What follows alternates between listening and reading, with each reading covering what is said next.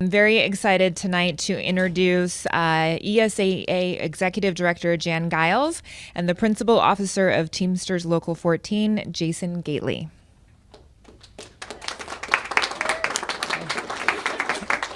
How's everybody doing? So first of all, I want to thank the district and everybody. We're in some really tough times economically. Everybody knows that we faced a budget shortfall this year in Carson City. And to come to the table and make sure that cost of living increases were provided for all the support professionals was huge. We do appreciate the effort, and we look to continue negotiations over the non-economic issues that we have facing us. Thank you.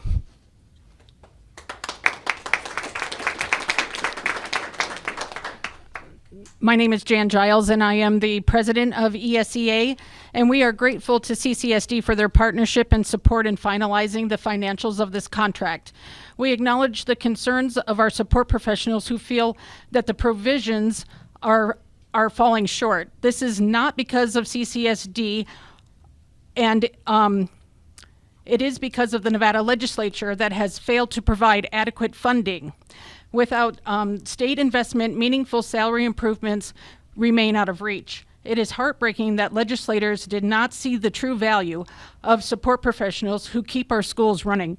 They were denied the incentive pay and fair step increases they have earned and deserved.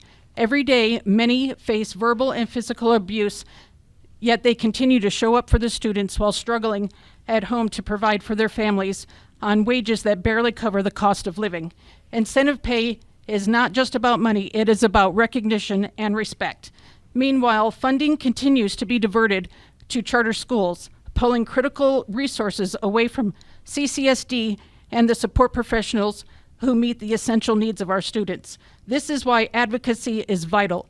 We urge every support professional to contact legislators and share their stories, especially how earning under $20 an hour impacts your life and your ability to serve students. Your voices matter. You are the backbone of this district, and you deserve fair compensation and respect. We thank CCSD for the over 11% wage increase to all 15,000 support professionals, and we look forward to working together to secure proper funding for public education schools and students rightfully deserve. Thank you. Thank you, Jan. On behalf of the team, including myself and our 12th member, the superintendent, we are announcing today that we have reached a contract agreement with our support professionals. CCSD leadership has made it a priority to finalize contracts with our employees at the beginning of the school year as part of our efforts to improve climate and culture. Today's announcement builds on our work of settling a contract in August with the Clark County Education Association, which represents over 19,000 licensed educators. And I want to thank Jan and Jason and the other leadership of ESEA for working with us to reach this agreement. As I said, we settled the contracts with our teachers. We know that economic conditions are not easy. Resources are limited. Our funding is basically flat this year, yet cost for everything continues to increase.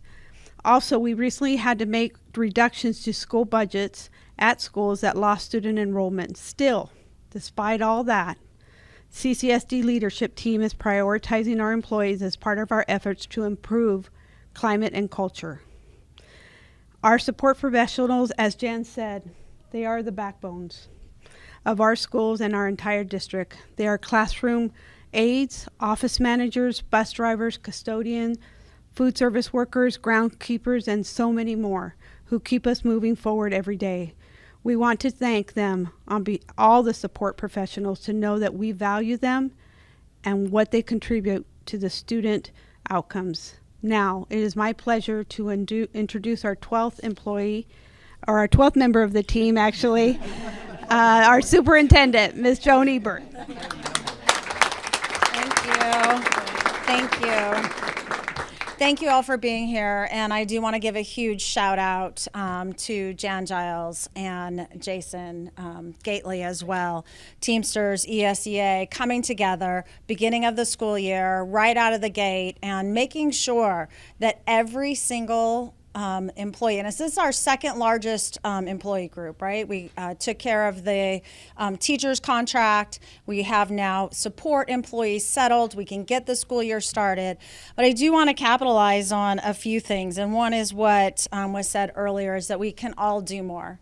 And we all will do more, because we've proved time and time again that when investments have been made into our education system, we have achieved. We have more staff here in the Clark County School District. Climate and culture is said, but we are working on together making sure that all of our staff are seen, that they know that they're valued, that they're respected. I too, as many of the trustees, have worked alongside many support staff for many, many years, and I know I could not do my job, could not do any part of my job even today without them and what they do, and they are on the front line in many instances. I'm proud to say that we are seeing the investments from the 2023 legislative session and the continuing pieces there, that we've increased over 200% of our returning staff members, so staff members that have left and now are coming back to the Clark County School District has increased over 200% in the last 5 years. Retaining our employees, making sure that they have the resources that they need to do their job, and they're supported at every level of the organization. And so at this time, we know that our top priority is to continue to work together with those other items in the contract that they have expressed, coming to the table, having that discussion, and moving forward. So we're happy to answer any questions at this moment in time that you may have in regard to this contract. Yeah, so Jan spoke a little bit about the financial challenges. Can you delve a little bit deeper into what kind of support is being offered to schools being hit hardest by these financial challenges? Yeah, so we've gone through our budgeting process. All the principals worked with their school organization teams. On Friday, they turned in their budgets and made those determinations. You will see across the district, we had about 40% of our schools increase actually in students and 60% decrease in the number of students. And so that's something across the school district that in some schools you will see staff added, and then other schools you will see staff reduced based on the number of students. We came in about 3,600 students less than projected, and so there is more movement than we initially anticipated, but we also have fewer students than we anticipated as well. Are those schedules also being switched, like for students, like classes, like I know elective cuts, or are there schedules being moved up? At some schools within classrooms, yes, they will have schedules shifted. Can you just on that particular topic? So is it, as I recall, normally in December is when the budget gets reconciled, right, with what y'all projected in like the spring to what you actually got from the state based off enrollment. So is it accurate to say that CCSD is currently operating on a deficit, sort of budget deficit? No, we're not in a budget deficit. Again, we have fewer students than expected. So the contract that was negotiated here was within the funding that we have that is made available to us. And we will continue to work with the legislature to make sure that we don't get in that situation. I just had a question for one of the trustees, and I know this is going off topic, but there's people in that meeting that are concerned over posts that teachers made over social Joshua, media. I appreciate you trying, but yes, I really do want to celebrate. I mean, you think about past contracts, December, January, right? People going back and forth. What is my paycheck going to look like?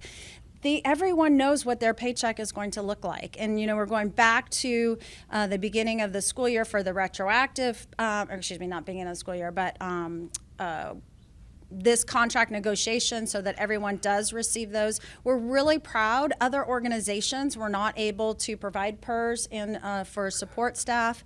And you can see that they're validating that statement. So we're really glad and happy about those pieces. We do have other things transpiring in the boardroom, yes, and we'll deal with those as we move forward.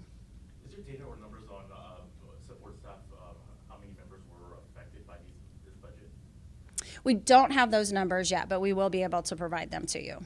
Yeah, we need to validate them. Thank you, everyone. Thank you.